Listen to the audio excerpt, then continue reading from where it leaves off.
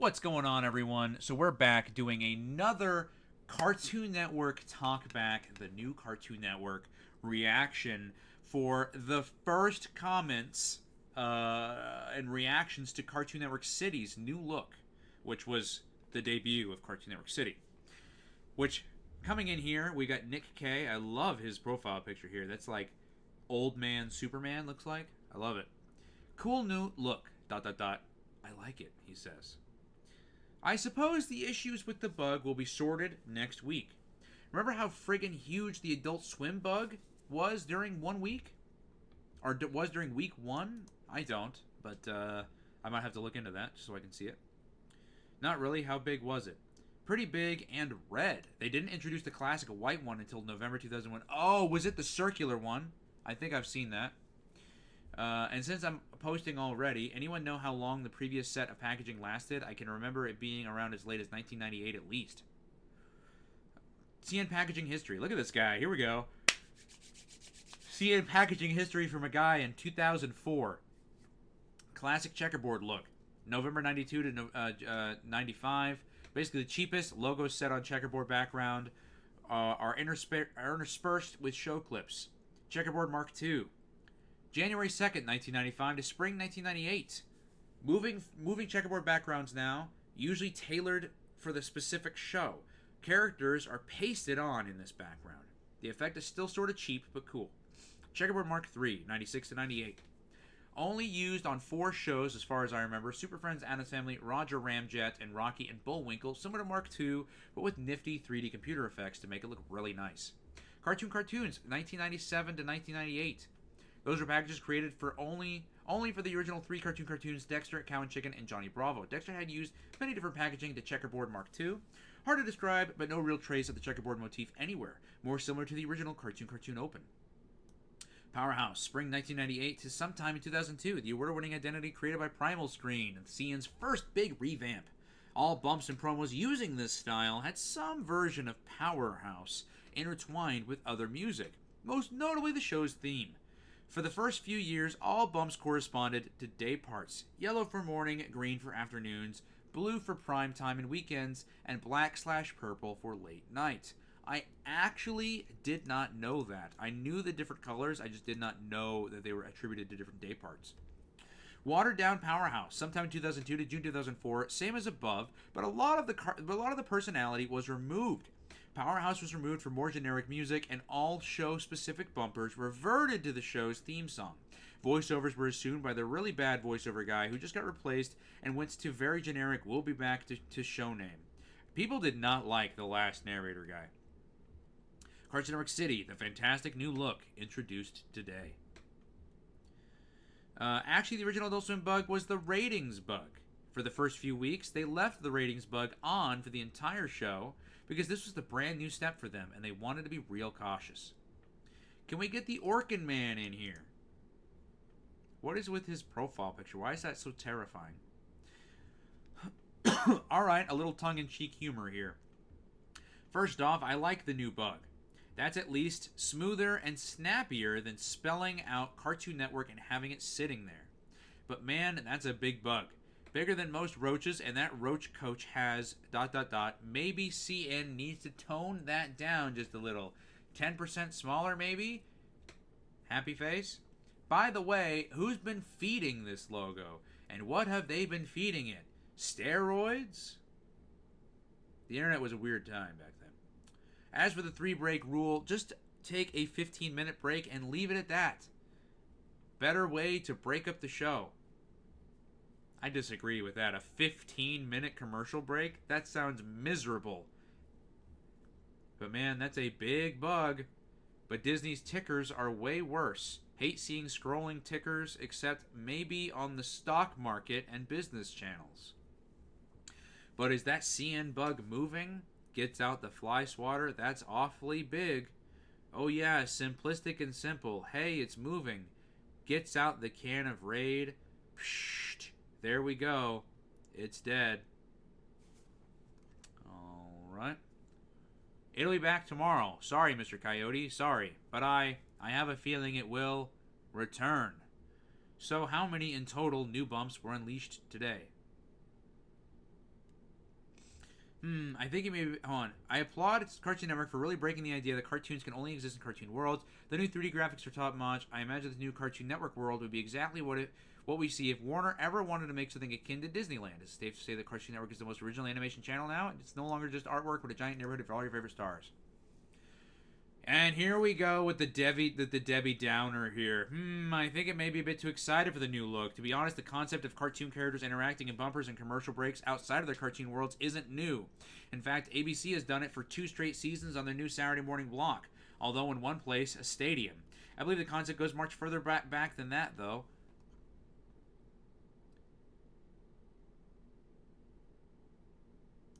Yeah, but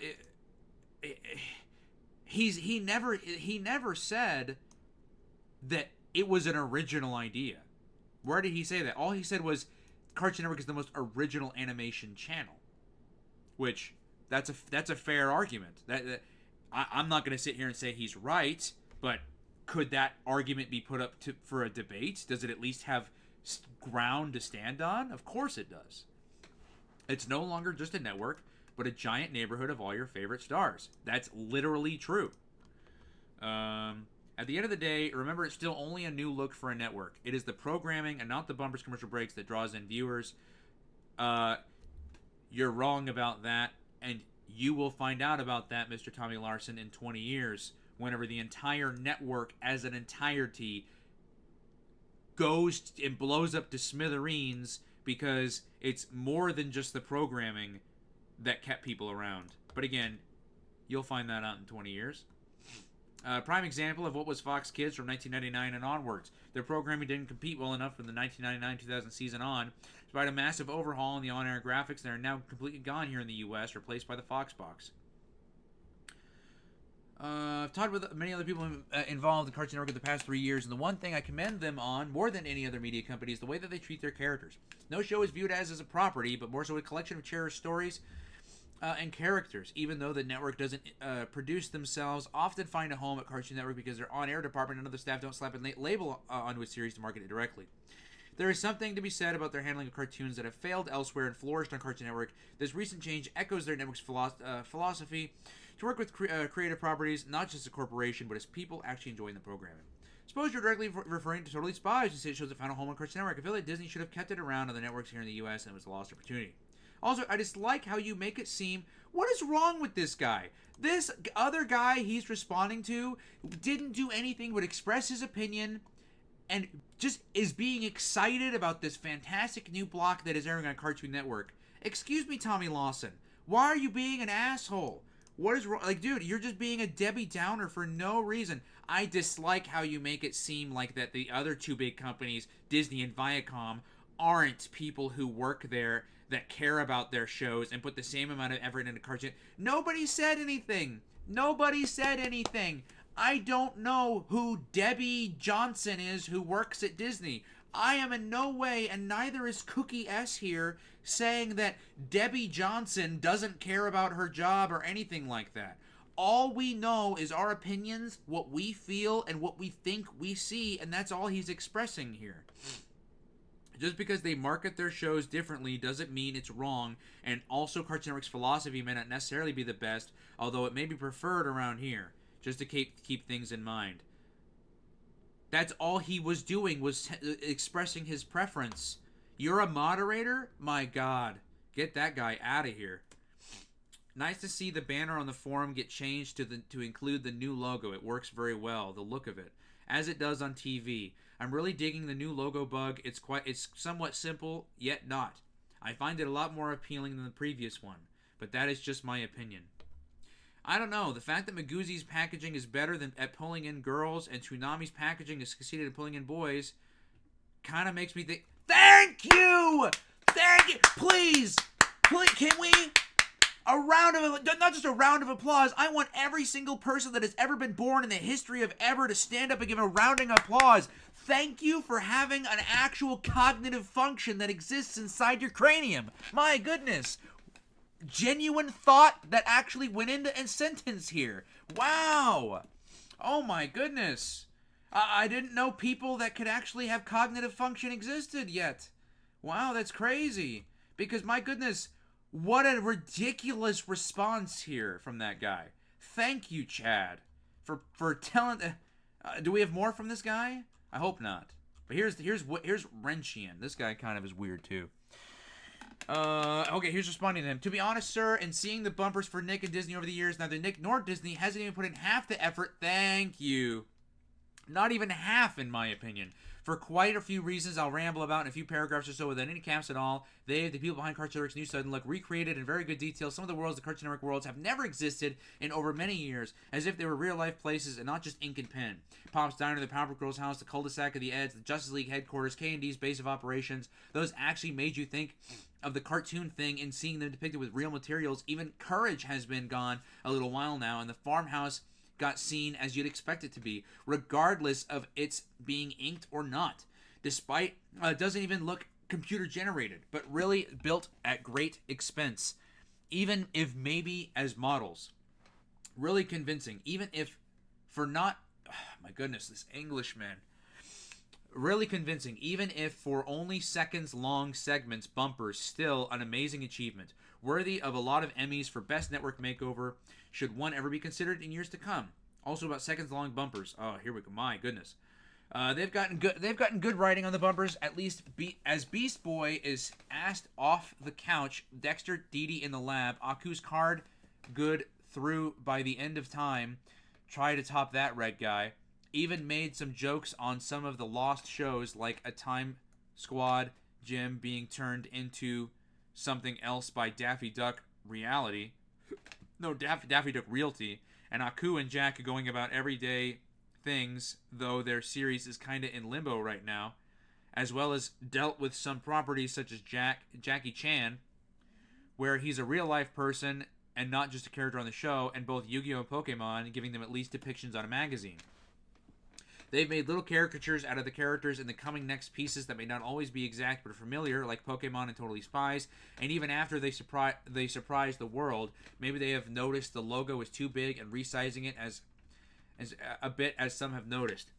That's got to take a lot of effort, and to have as many hints as to the changes in the months prior, maybe those live action bumpers in the Jetsons place and other places, it might have been a clue, but it was very vague. My goodness, this, like, reading this is giving me a headache because of the broken English. And hiring not just a new or female, but also relatable announcer, as I felt she might be in the between show times, to redo commercials for coming shows en masse at apparently a moment's notice that the old one properly did before he got the pink slip of his life without noticing. To take off dozens of old bumpers in what might have only been hours. That can't just be a rushed thing, though it seemed to happen suddenly, no.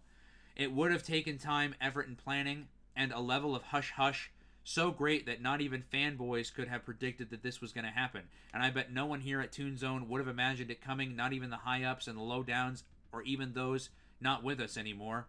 Probably was just as surprised. I doubt it was that cheap altogether for Cartoon Network's new look to be done. Certainly would be a lot more expensive than what Cartoon Network did than anything Disney or Nick has done lately. Which, by the way, was pretty cheap, the Disney and Nick bumps. Nick mostly is splattering in computer the Nick colors, which probably wouldn't be that expensive to do. Disney's hasn't really changed that much since the Zoog days, and is bland in comparison to the Cartoon Network ones. Even YTV in Canada probably hasn't even reworked itself as much as Cartoon Network, though I have little proof of that. And to note one more thing, mostly as a side note on what I've seen Cartoon Network outside of America, thanks to some kids of an ex-wife of my mom's boyfriend having cable.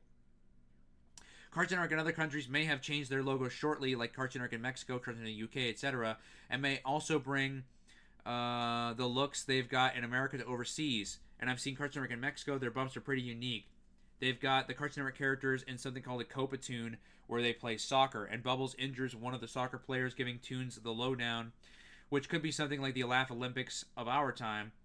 And also they run some messages at the bottom of the screen once in a while, but I bet the bumps will also change there as well to reflect the American ones or mirror them somehow, which would further the effort this new look will have, not just in America but worldwide. Perhaps they have already changed if Roger Smith could confirm. If not, if he could just only come by. And an effort in the U.S. could to change its image and bumps and everything else like this, and also keeping up with the schedules currently enacted, multiplied by how many unknown countries in the world that have some form of Cartoon Network, is unbelievable, considering there may not be as many forms of Nick or Disney in different countries as there seems to be Cartoon Network. If that was surprisingly wordy, it was, and made sense to someone like I usually apparently don't, you don't, I honestly apologize. This was as much a surprise to me, maybe more so than you all, as I don't get as little sleep as a lot of you do. Anyway, enough out of me. In about 7 hours, we will know for sure whether this was a fluke or not in Cartoon Network changing its image, or maybe a lot of years to come, though I bet it isn't a fluke. Someone, if they ever change Cartoon Network like this again, try to notify me before the change does. Surprises like this really get me off guard. And me could use some soda, like that caveman on Aqua Teen Hunger Force might say if he wanted any. And for those watching Adult Swim right now, you Adult Swim fans already got your half of Cartoon Network's makeover with those bumps and logos on cars and images from Japan well in advance. You couldn't have seen Cartoon Network change this dramatically, could you? Not even had any inside info, huh? The cream in your banana cream pie, and the bananas as well, alright? Because internet fanboys are different than average viewers. One request, though. I wish the FCC would require all network bugs that stay on screen all the time be limited size and translucent. Not only will it be less distracting, but also reduce the issue of burn-in that often plagues CRT-based rear projection TVs. Okay. Well, yeah, but this gets changed, obviously. Thank you. Give it time. There seems to be translucent now. The logo seems like Eustace was holding up the line in that bumper just now, and Courage was circling the fire hydrant. Nice one, TC. My thoughts on the new look current on Scooby-Doo. Logo, sure it's big. That's why TC made that little comedy post I just quoted. But give it time. It'll shrink and go translucent enough. And it's not exactly a bother to me. Bumpers, pretty cool. Nice new look. And the Powerhouse bumpers were getting old. Another thumbs up. Announcer, the best change of all in my honest opinion. I'm digging this new girl. As with the Powerhouse bumpers, the old announcer was getting old and stale. The new announcer adds a bit more energy to the network. Overall, I'm really liking this new Cartoon Network. Nice, refreshing change after 6 years. The new logo took me a little getting used to, but I can handle it. It sure beats the logo of plenty of other networks like Spike TV. Anyway, the new bumpers are pretty cool. I like them. It's a nice change with the announcer. This is Cartoon Network. I like that slogan. So do I. I think their new logo, frankly, bites. Wow. The old one was at least translucent and tastefully sized. Having been away this weekend, I haven't watched enough Cartoon Network's usual lineup to notice any extra commercials. The one weekend I go away and they overhaul the network. Does mean there's new We'll Be Right Back, We'll Return in a Moment bumpers, save for the usual cartoon shows. Other thoughts? No more Scooby Universe. I guess they realized 2 hours of Scooby-Doo was overkill. Wow, back then 2 hours was overkill? Man. Though they apparently had to make room for the Cramp Twins. Woohoo, more Fox Box junk. I don't know where you were for like the past 17 comments that all said to wait, but here we are.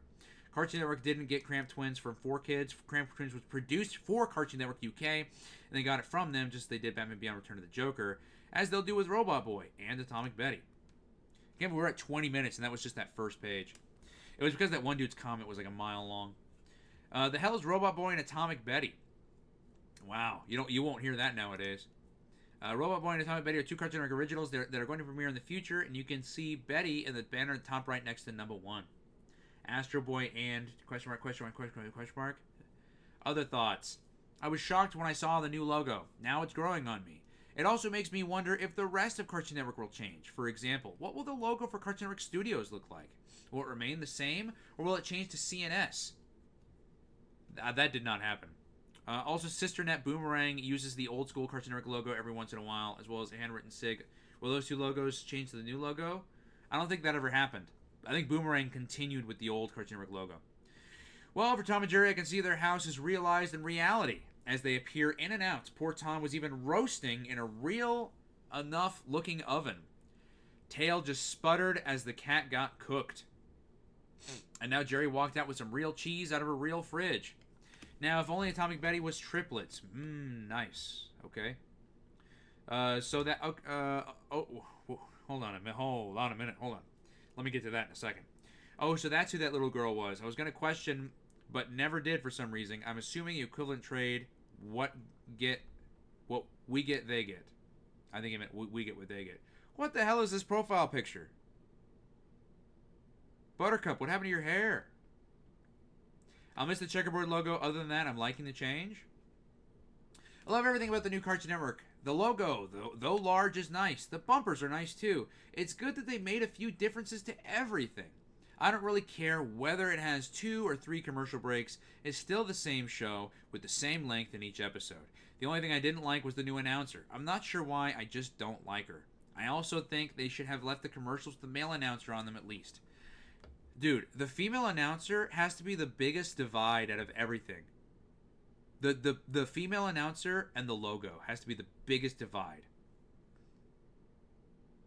Thank you!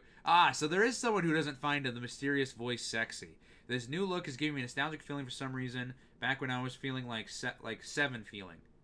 Wait, back from when I was like 7 feeling. I don't know what that means. Bumper crop of bumps for Tom and Jerry now. A mouse pancakes recipe book printed, by Tom.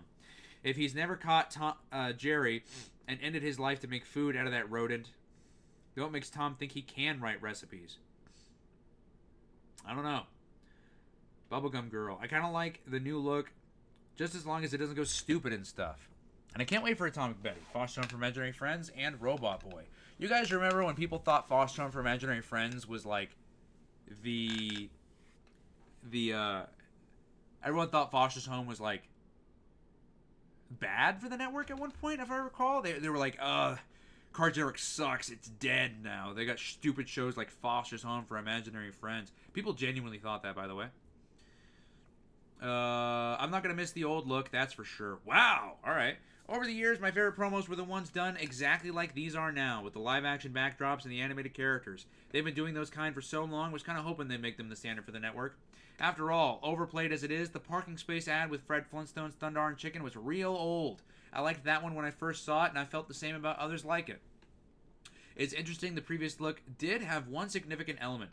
Back when they were first made, the announcer was supposed to be Phil Hartman. Too bad he died about a month after they unveiled the new look, and that's how the last announcer got his job, bad as he was. Like the new logo, the new promos are funny. Nice Thundercats 2011 profile pic there. Last seen 2018. Change it back. I like the old logo just fine. And it was symmetrically balanced. It didn't pop out at me. Yep, I could still read what the network was. This thing is off kilter and too big. If it does go translucent, fine. But as it is, I hate it. Okay? It's okay, but still too big. A week from now, it can't come fast enough. The announcer and the bumps are cute, though. I hope if Static Shock ever does go to Cartoon Network, he gets a spot. He did. I'd like to see a version of Batman Beyond 2. And so I don't think Batman Beyond ever got put in CN City. I don't think that ever happened. Looking at the bug more than the shows. That's how distracting it is. Anyway, hopefully they can take the Cartoon Network written under the bug, but it is still... Wait, take it out? Oh, take it out. I think he doesn't say that here. It really doesn't need to be there. It does need to be there. It does. Because here's the unfortunate reality. Here's the unfortunate reality. That's like saying on Nickelodeon, the splat should just be the only logo. It shouldn't actually say Nick, or it shouldn't actually say Nickelodeon. It should just be a splat. People should know what that is at this point, right? Like CN. People should know what CN means. People should know it's Cartoon Network. I disagree. I just disagree. I don't think that's... No. Here's the problem, though. CNN launched their network as CNN. Cartoon Network launched their network as Cartoon Network.